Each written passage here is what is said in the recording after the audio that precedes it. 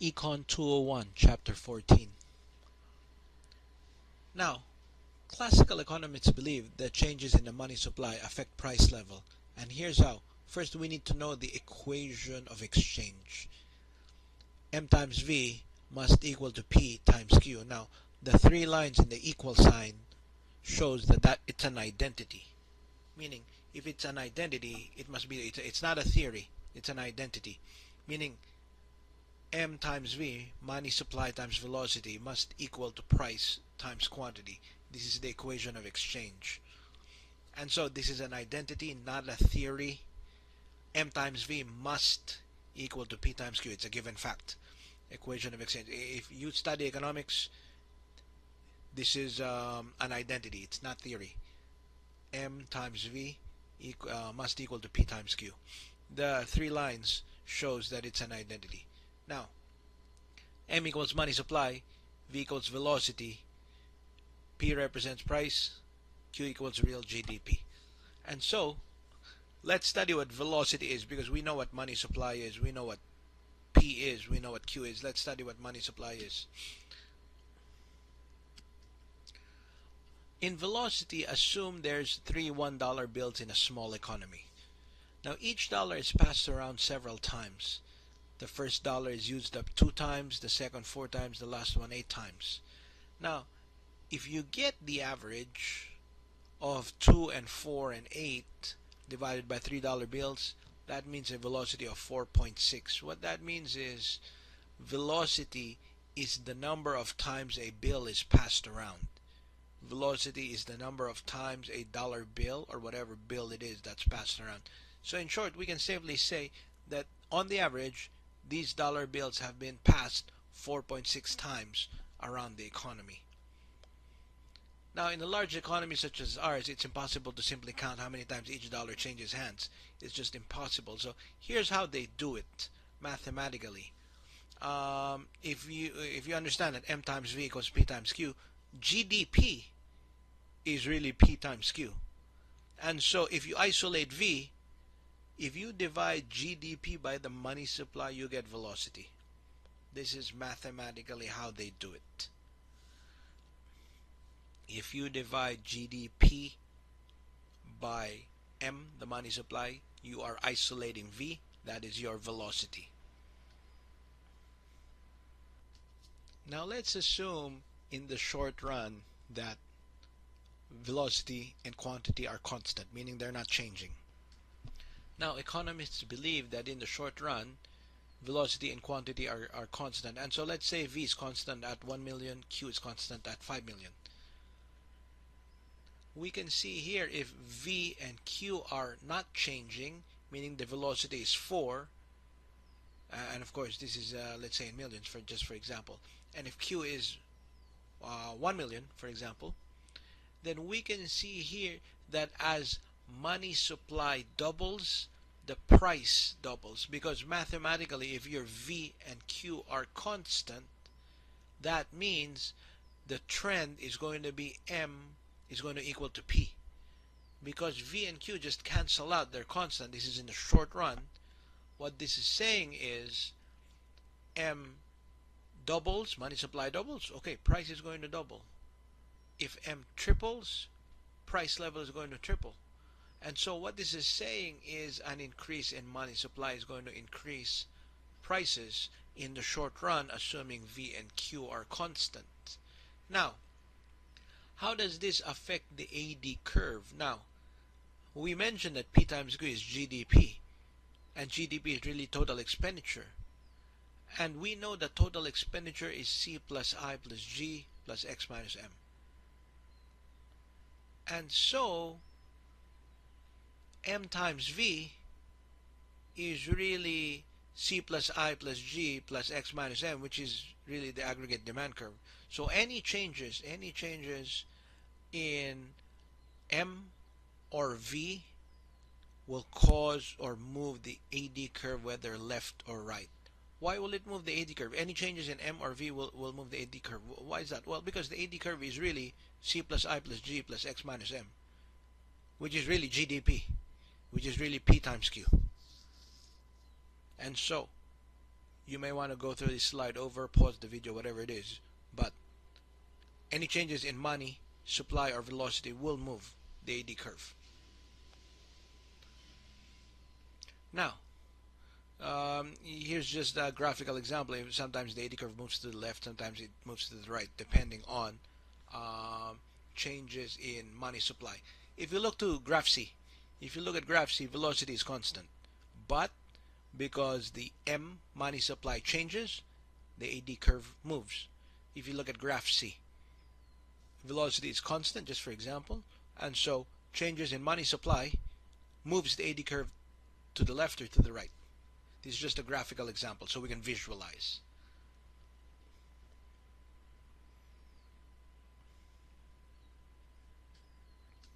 Now, if we drop the assumption that velocity and Q are constant, changes in the price level depends on three variables: money supply, velocity, and real GDP. So changes in P is going to price is going to depend on M times V times Q, or money supply, velocity, and real GDP. Here it is. We've isolated P. If you isolate P, what this is saying here is changes in P are dependent on money supply, velocity, and quantity. And so sometimes we always ask, oh, why are prices going up? Sometimes they go down. Well, what is causing all these changes in the economy? Prices are changing, gasoline prices are changing. Aside from law and supply and demand, aside from these, there are other factors as well that move prices. Money supply is a factor, velocity is a factor, quantity is a factor. So if we look at this from a mathematical perspective, prices will go up if M increases, V increases, or Q decreases. Just look at it from a mathematical standpoint. If you increase M, or you increase V, or you decrease Q, the number in P is going to be higher, just from a mathematical standpoint. And vice versa, prices will go down if M decreases, V decreases, or Q increases. Now, in chapter 14, you must read about the California gold rush because it is a perfect example of P must equal to M times V over Q.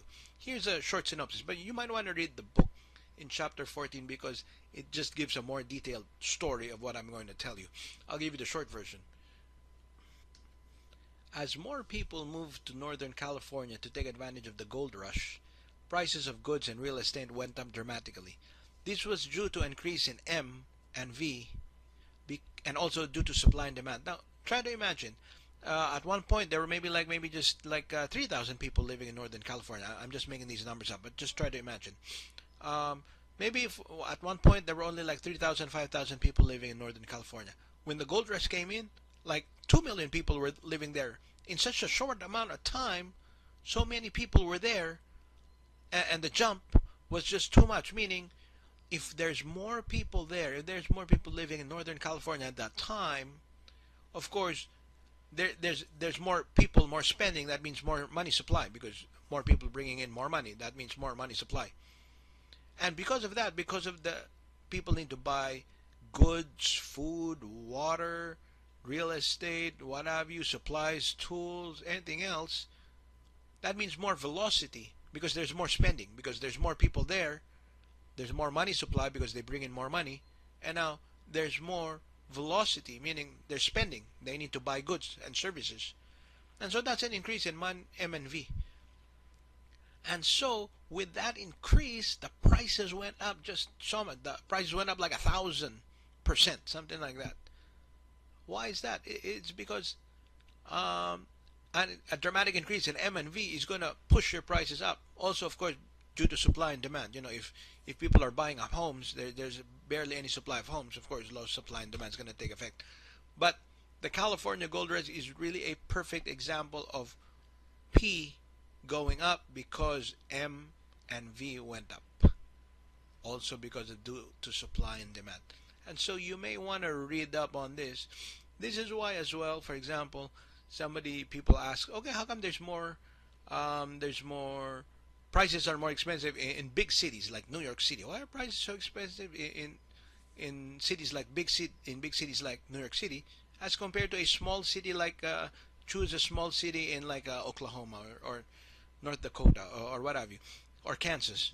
Why are the cities in like New York City have higher prices compared to cities in other states with less people? It's because in cities like New York City, there's more M and V, there's more money supply, there's more changing of money because of velocity, and there's law of supply and demand as well. Okay, prices in New York City are higher compared to cities in states that are less populated. Now, so let's study this. What happens when money supply rises? That's M increasing. If M increases, AD curve shifts rightward. If velocity falls, we just mentioned, if velocity falls, based on the formula, if velocity falls, AD curve shifts leftward. If money supply rises by a greater percentage than velocity falls, that means money supply is greater in terms of effect, and so the AD curve shifts rightward. If money supply falls, AD curve shifts leftward. You may want to go through this, analyze, use the formula that is here. Use this formula here. P must equal to M times V over Q. This is a good question for us to answer and understand. Now, in economics, there are those who believe in monetarism. They are called monetarists, and they believe in four things. Velocity changes in a predictable way but does not change very much from one period to the next. Aggregate demand depends on money supply and velocity. SRAS curve is upward sloping. Economy is self-regulating. And the fourth one is very important because Keynes believed the economy was not self-regulating. Classical economists are aligned with monetarists, and they believe the economy is self-regulating. And so we need to study the monetarism in the ADAS framework. We will go through these graphs one by one. We'll call them graph A, graph B, graph C, graph D. We must understand the story so during the exam we can tell the story. Okay, so let's go to letter A. M increases, V constant, meaning money supply increases, the V is constant. This is graph A. We can see here V is not changing, but money supply increases. And so what is the story here? What is happening in this graph? Increase in money supply will move AD curve to the right. Look there, the AD curve is moving to the right. Since more people have loans and will spend more. Money supply means more people are spending more because they have more loans. Economy will now be at inflationary position, which will cause wages to go up because there's more jobs than workers. If you look here, we are at inflationary position at 0.2. We know we're at inflation because we're to the right of the LRAS curve.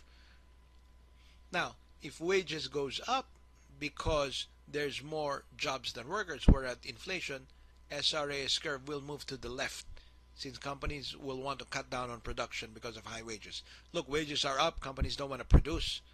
Okay, SRAS curve moves to the left. So we go back to long run equilibrium, but a different price level, at a higher price level. So we go back to equilibrium at 0.3, but we are now at a higher price level. We must be able to understand this, tell the story. If you want to pause the video here and pause the video here to understand all this, but we must be able to understand and tell the story of what happens here in the ADAS framework of monetarism. Now, please don't give me this story. If you notice, these are the steps, but they don't have the reasons why. The reasons why are in red. Why does money supply increase and move the AD curve to the right? Why does money supply move AD curve to the right? What's an increase have to do with everything? So if I click here, watch, see now it is in red. Oh, everything that is Y is in red. This is what I want. These are the answers I want. An increase in money supply will move AD curve to the right because more people have loans and will spend more.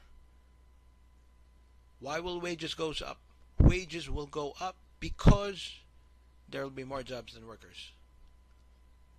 Why will the SRAS curve move to the left?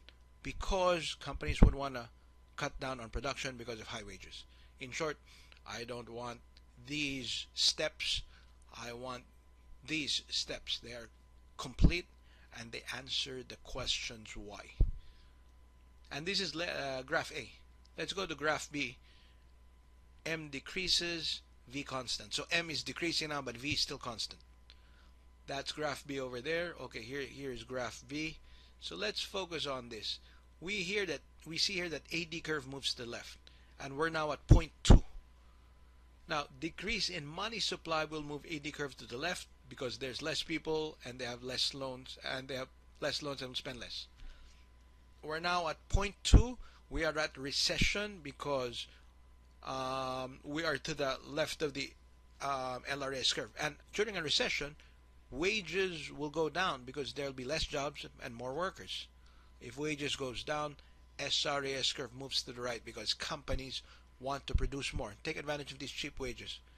In conclusion, the economy returns to long-run equilibrium at a lower price. If you look here, once we are at point 2, we know there is going to be a recession. Wages are going to go down. That moves the SRAS curve to the right. They want to produce more.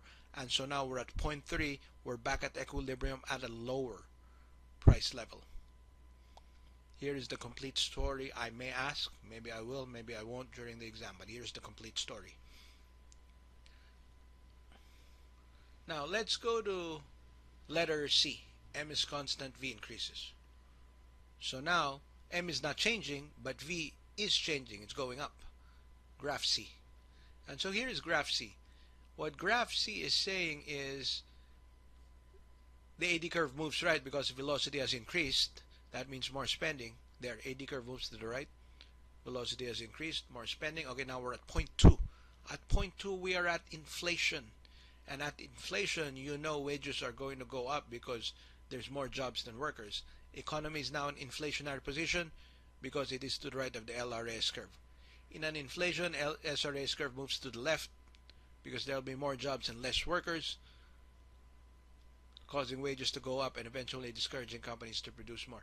If you look here, if you look here, once AD curve moved to the right and we're now at point 2, you know SRAS curve is going to move to the left because the producers experiencing high wages want to produce less.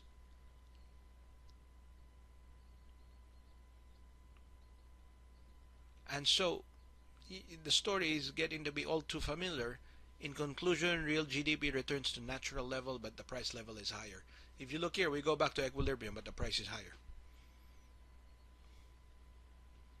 Now let's go to letter D. M is constant, V decreases. So M is not changing, V is decreasing. This is graph D. And so in graph D, velocity decreases and the AD curve shifts left because less velocity means less spending. Look there, AD curve moves to the left. We're now at point 2. At point 2, economy is now in a recessionary position because it is to the left of the LRAS curve. Now in a recession, we all know there's more jobs, and there's very few jobs and more workers. Wages goes down, and when wages goes down, companies want to produce more, take advantage of cheap wages. And so when companies take advantage of cheap wages, we move, the SRAS curve moves to the right from point 2 to point 3. This story is all too familiar now. We're back at equilibrium at lower price level. Here is the story in letter D. When velocity decreases, M is constant. Here again is what the monetarists believe in. The economy is self-regulating. They are aligned with classical economists. They believe in the same thing. Monetarists and classical economists, they believe in the economy self-regulating. Changes in velocity and money supply can change aggregate demand, and changes in velocity and money supply will change the price level in the short run. So again, changes in velocity and money supply will change the price level in the short run, but only the price in the long run. So what does that mean? So let's understand that. In the short run, monetarists believe there is a change in price level and real GDP. But in the long run, only price. So here, let's look at this graph. In the short run, real GDP is different because we're at point 2. Let's say AD curve moved to the left. Let's just say AD curve moved to the left. We're now at point 2. This is only in the short run. In the long run, our economy goes back to point 3 in the long run. It goes back to point 3, and in the long run, we're back at the same quantity but a different price level. That's what monetarists believe in. And so, real GDP is the same as the original in point 3, because we've moved from point 2 to point 3. In the long run, we're at point 3. Real GDP is the same because we're still at the LRAS curve, but price level has changed. This is what the monetarists believe in. And so this ends chapter 14, part 1.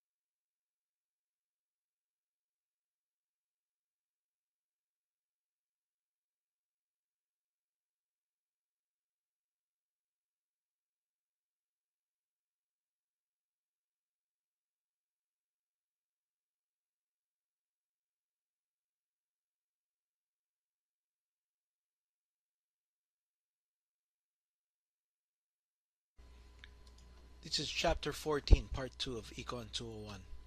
Now, there's such a thing as one-shot inflation. The only takeaway from this slide is sometimes there's a one-shot, meaning our prices go up one time. That's the only takeaway from this slide. And there are those that is continued inflation. Here, every year, the price is going up as compared to the previous slide. So again, there's one-shot inflation, only one-time increase, and there is a many-time increase. So this is continued inflation.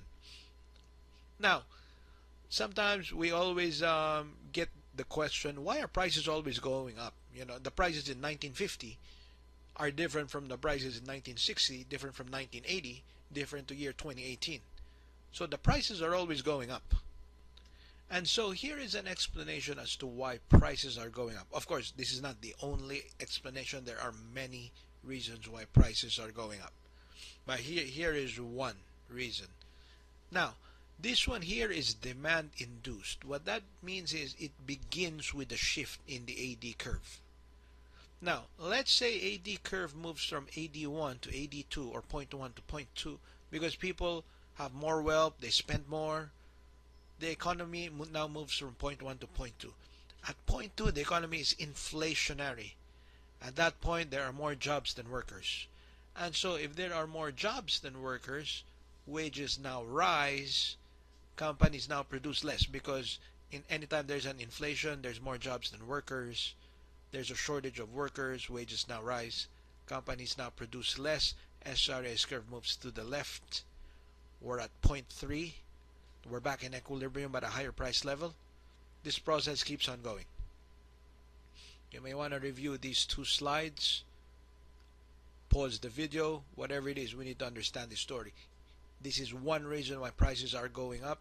This is not the only reason prices are going up. So now this is demand induced because as the initial shift was from the AD curve. Here is the story again, if you want to review this slide as well. Now, can continued declines in SRAs cause continued inflation? Not likely. History doesn't report it, but it's a good question. What causes continued increase in aggregate demand? Okay, continued increase in money supply, which was in part 1 of chapter 14. Continued increases in money supply and continued increase in AD curves causes inflation. This happened when AD curve moved to the right in this graph here. That happened when AD curve moved to the right. Okay, now this one here, the initial shift is from the SRAS curve. It is the SRAS curve that initially moves, AD curve reacts. So here, the short-run aggregate supply curve shifts leftward from SRAS1 to 2 because of an increase in oil prices, or maybe even workers demanding higher wages. And so maybe, let's say SRAS curve, there's an increase in oil prices, meaning it's very costly to produce because oil prices have gone up. It's very costly to produce because workers have demanded higher wages. That's just an example. And so, if it's very costly to produce, the suppliers or the producers want to produce less. And so our economy is at point 1 going to point 2. So we're now at point 2. As previously mentioned, if SRAS curve moves to the left and economy moves from point 1 to point 2, we are now in a recession. In a recession, interest rates go down because the Fed wants to encourage spending, which will move the AD curve to the right. Very important. That's why I have it in red. In a recession, interest rates go down because Fed want to encourage spending, which will move AD curve to the right. Since most spending is done by borrowing, low interest rates will encourage spending. And so now AD curve moves from point 2 to point 3. Once there is more spending, AD curve moves to the right. We're now at point 3. The process keeps on repeating. You may want to review these slides that I've just shown. Pause the video. Here is the story in one slide if you want to go through it. The ones in red are very important steps. But it's either the SRAS curve moves to the left, AD curve reacts, or AD curve moves first to the right, SRAS curve reacts. It's either one of two things. Now, can you get rid of inflation with price controls? Based on Chapter 4, if the government imposes a price ceiling of, let's say, $8 for bread, but the real market price of bread is 12, what would happen? There would be a shortage. Price ceilings always cause a shortage. This is on Chapter 4. So you can get rid of inflation with price controls. Now here's a good question. The prices of houses, cars, and television sets have increased. Has there been inflation? The quick answer to this is we can't say. We have to see the price level, not just simply the prices of 3 goods. So it's hard to say. We have to know what has happened to the price level, not just to simply 3 goods. And there's this economist, Milton Friedman. He was saying inflation is always and everywhere a monetary phenomenon. He's a very famous Nobel Prize winning economist. And he was saying prices go up because it's a monetary phenomenon, because of increase in money supply.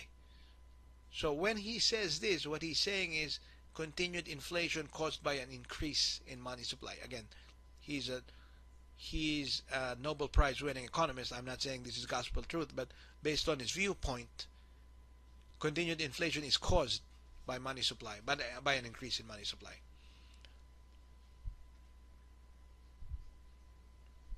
And this just goes to show that in part 2 it says here, what causes continued increase in aggregate demand? Well, an increase in money supply increases aggregate demand, which causes continued inflation. When we say inflation, what that means is prices are always going up.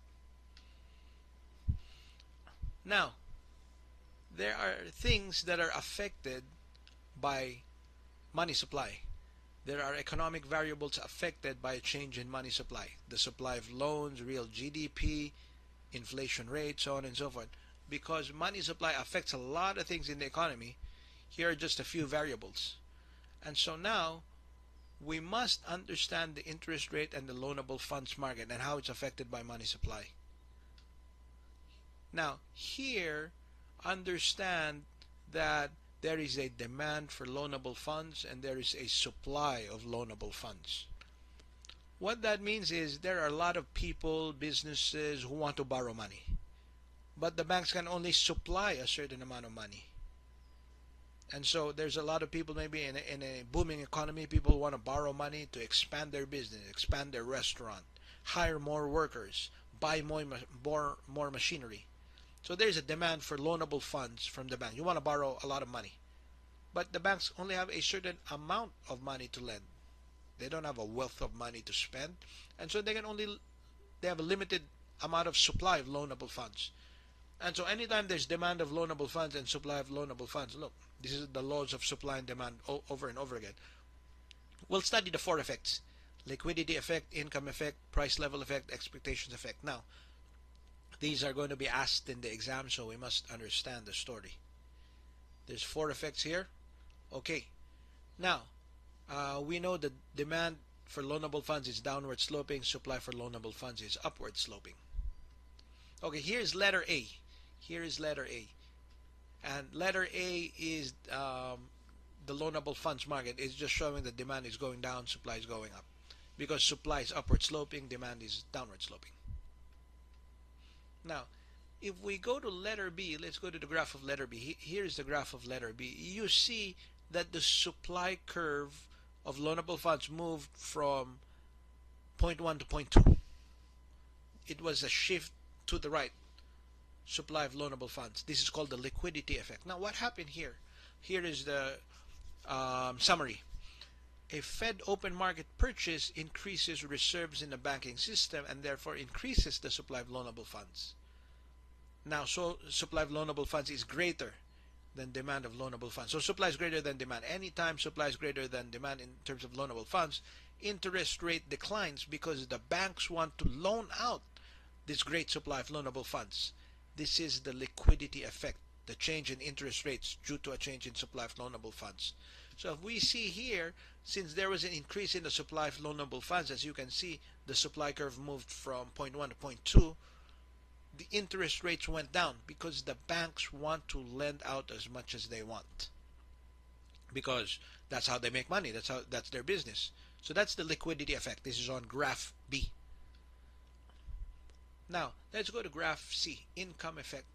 A change in interest rates due to a change in real GDP is called income effect. So here is, if you look here, where is my graph? There's my graph. We can see here demand curve moves and supply curve moves as well. Now let's understand the story. Real GDP rises, people become wealthier. Okay.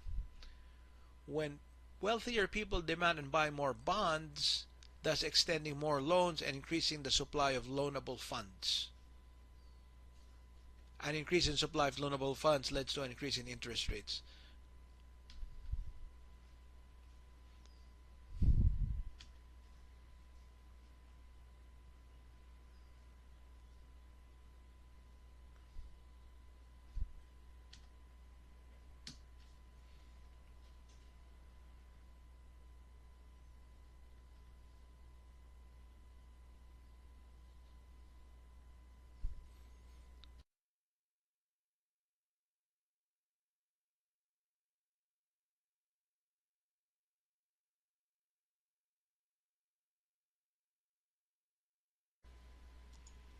We have two more effects to study.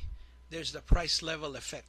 Now the price level effect says when the price level rises or the CPI rises, the purchasing power of money falls, which makes sense.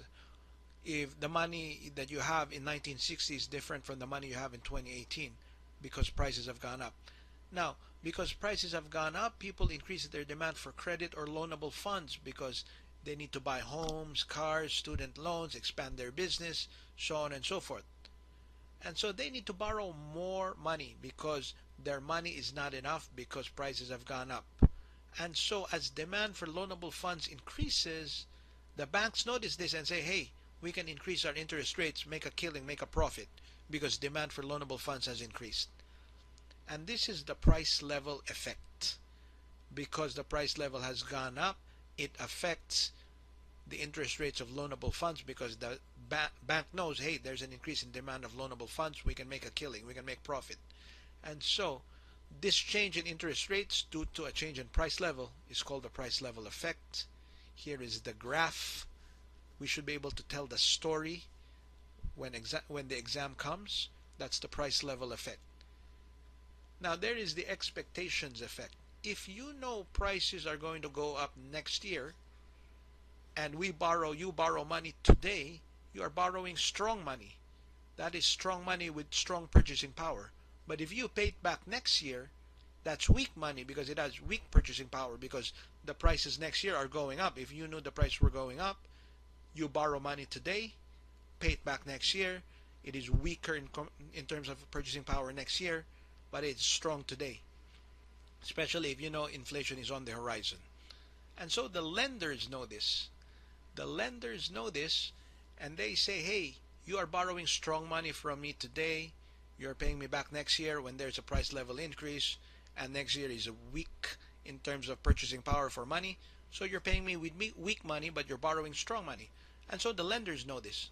And so they say, we're going to increase our interest rates today. That way, we make a killing right now because if you pay me back next year with money that is weak purchasing power, then I'm on the losing end. That's what the lenders are thinking. And so they'll increase their interest rates today.